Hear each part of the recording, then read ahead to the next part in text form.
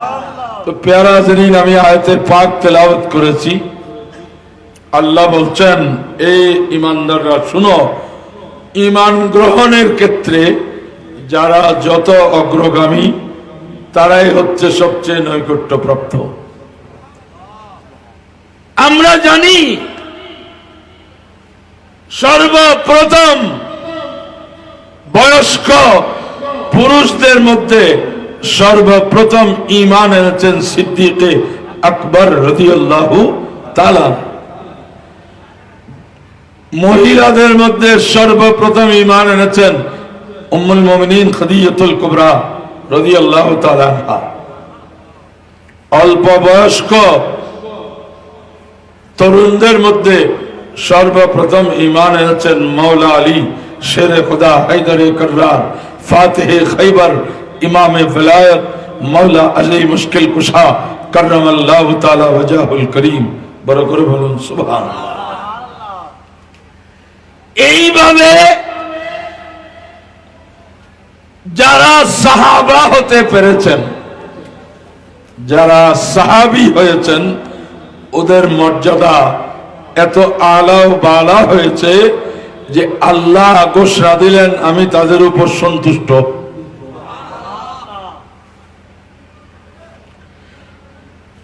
এরা সন্তুষ্ট, এরা পড়ে বলতেছে ওয়ারাদু আনহু। আল্লাহ বলেন, আমি আমার নবীর সাহাবায়ে কেরামের উপর সন্তুষ্ট, কারণ সাহাবায়ে কেরাম সার্বক্ষণিক চেষ্টায় ছিলেন কেমনে রসুলে পাককে রাজি রাখবেন। বড় করে বলুন সুবহানাল্লাহ। আজকে উলামায়ে আহলে সুন্নাত, মাশায়েখে আহলে সুন্নাত এই চেষ্টা যে করছে, মুসলমানকে বুঝাচ্ছে যে রসুলে পাককে রাজি করো, রসুলে পাককে রাজি করো, রসুলে পাককে সন্তুষ্ট করো। কেন? কারণ এইটাই হচ্ছে একমাত্র পথ আল্লাহকে রাজি করার। অন্যান্য ধর্মের এরাও চেষ্টা করতেছে আল্লাহকে রাজি করার, কিন্তু আল্লাহকে রাজি করার এত পথ নাই। খিলাফে পয়গম্বর কসে রাগুজি কে হারগিজ বমঞ্জিল নখাহাত রসিদ। আমার রসুলের পথ ছাড়া কেউ যদি আল্লাহ পর্যন্ত পৌঁছে চায় তো কখনো পৌঁছতে পারবে না।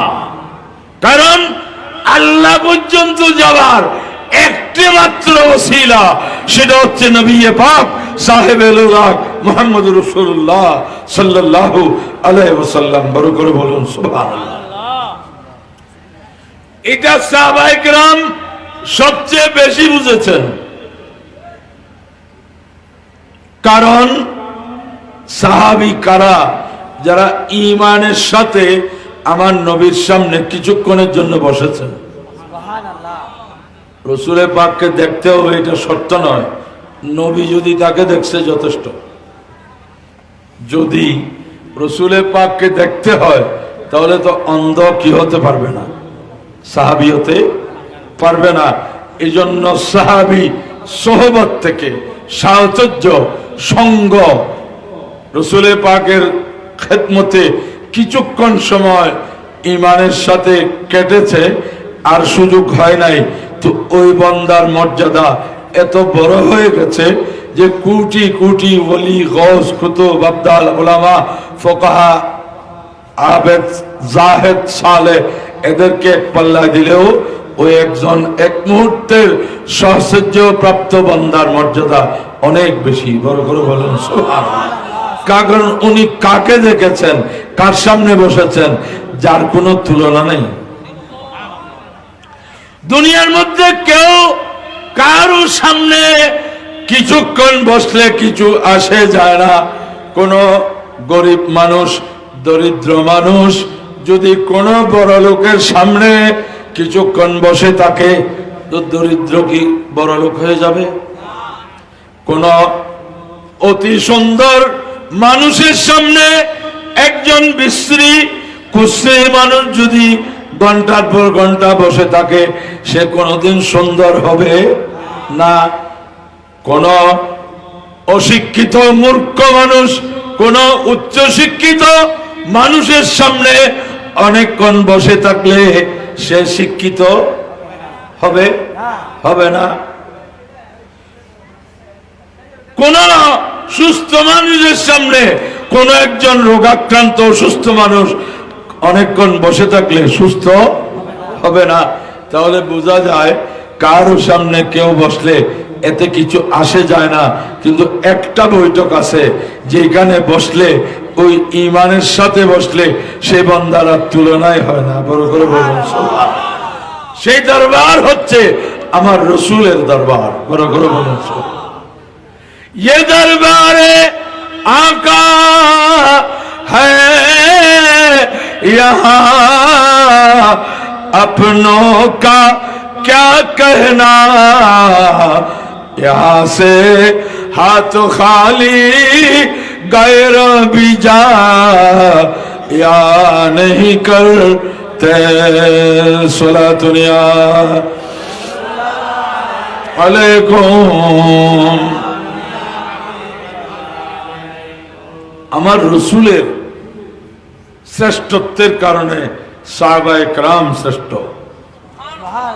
আওলাদে রসুল যারা,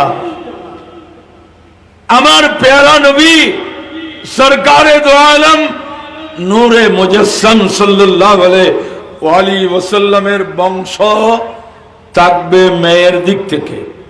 দুনিয়ার মানুষের বংশ থাকে ছেলের দিক থেকে, বলেন না? দুনিয়ার মানুষের বংশ থাকে, আওলাদ হয় কিসের দিক থেকে?